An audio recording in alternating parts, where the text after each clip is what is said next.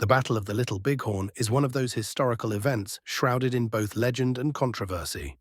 For generations, the battle has been analyzed, dissected, and retold, but few of the participants lived to tell their history.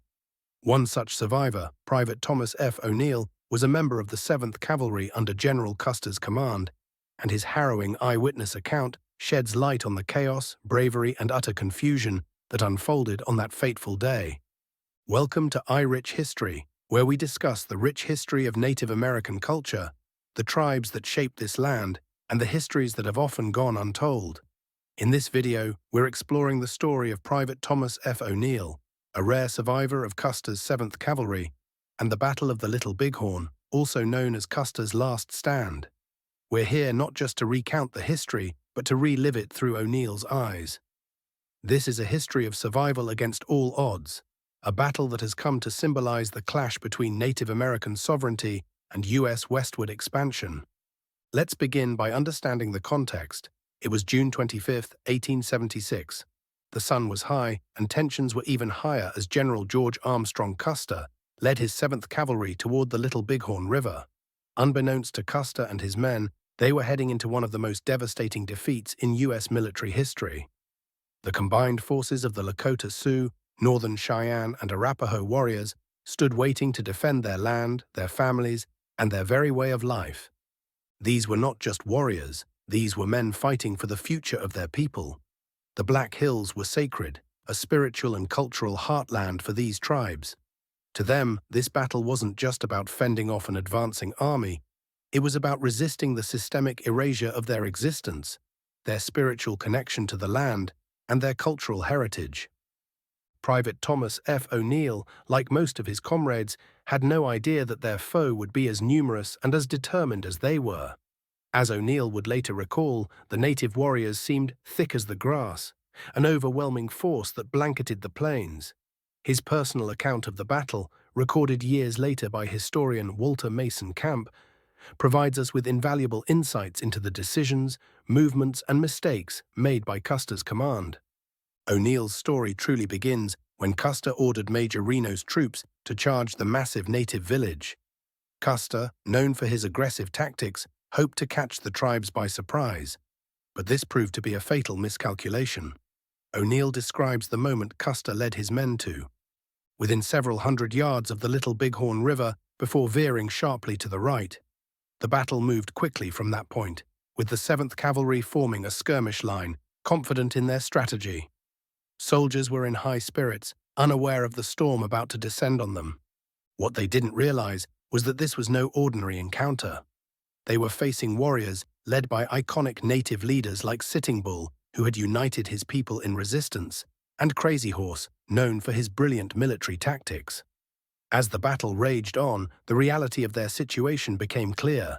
Reno's men were quickly overrun by a force they couldn't have anticipated. O'Neill recalled the terror and confusion as Sioux and Cheyenne warriors outflanked them, driving them into retreat.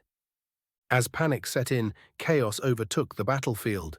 Captain Moylan, in a desperate bid to save his men, ordered a charge, but it only deepened the confusion. Private O'Neill found himself in the middle of this chaos, his horse shot out from under him. Stranded and vulnerable, O'Neill somehow managed to acquire another horse, but instead of keeping it, he offered it to a fellow soldier, Trooper Martin, a gesture of kindness that would tragically go unreturned, as Martin wouldn't survive the ensuing onslaught. O'Neill, now on foot, realized that survival meant fighting for every second of his life. In his chilling recollections, O'Neill describes how Sioux horsemen rode straight toward him, their war cries filling the air. In a terrifying hand-to-hand skirmish, he shot and killed one large Sioux warrior who had charged him, barely escaping death by the narrowest of margins. As the 7th Cavalry collapsed under the relentless pressure, O'Neill and a small group of survivors, including Lieutenant Charles DeRudio, retreated to a timbered area, seeking cover from the native warriors who relentlessly patrolled the field. The sounds of battle grew distant, but O'Neill would never forget the eerie quiet that followed the thunder of gunfire. In the cover of night, the group made a desperate bid for freedom. They crossed the river under darkness, O'Neill narrowly avoiding drowning in a deep hole as they fled. For hours, they trekked through hostile territory, uncertain if they would live to see another day.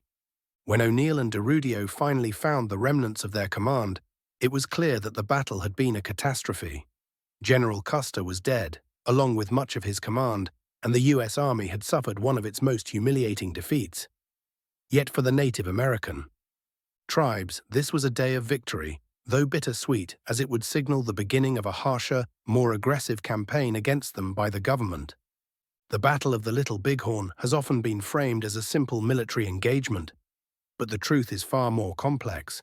For the Lakota Sioux, Northern Cheyenne, and Arapaho, this was a battle fought for their survival, their culture, and their sacred lands. The victory was a powerful statement against the U government's broken treaties, its relentless expansion, and its disregard for native sovereignty. But it was also a tragic precursor to the events that followed, such as the massacre at Wounded Knee, which saw the brutal suppression of native resistance and the further erosion of their lands and rights.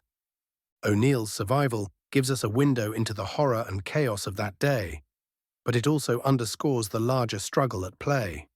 It's easy to see Custer's last stand as a military blunder, but in doing so, we lose sight of the real battle being fought, the fight for Native American survival in the face of an expanding settler nation. As we reflect on O'Neill's story and the battle itself, we must remember the courage, resilience, and sacrifice of the native warriors who fought that day. They weren't just defending their homes, they were defending a way of life that had existed for centuries. Their victory, though temporary, remains a testament to their strength and determination. The Battle of the Little Bighorn may have been a moment of triumph for the native tribes, but it also marked the beginning of a darker chapter in their history. Today, we honor the legacy of those who fought at Little Bighorn, both the native warriors and the soldiers who perished. Their histories, their sacrifices, and their struggles are part of the larger tapestry of American history, a history that we must continue to remember, retell, and learn from. Thank you for joining us on iRich History. If you found this video interesting, don't forget to subscribe to our channel, hit the notification bell, and share this video with others. Together we can continue to respect and preserve the rich history of Native American tribes and their enduring legacy. Until next time, stay curious, stay engaged, and remember, the past shapes our future. Thanks for watching.